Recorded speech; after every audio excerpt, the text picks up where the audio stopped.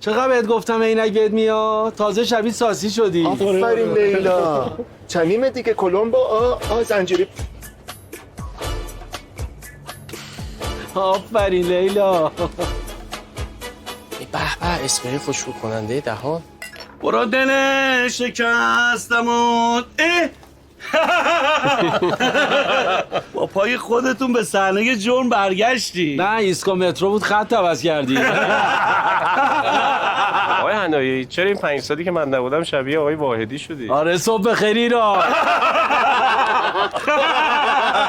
ببین آقای یعقوبی یه سوال دارم. شما میدونی خونه منو کی بازسازی کرد؟ معلومه که میدونم. شما به تابلوی سردر مغازه نگاه کن. 100 سال قدمت داره.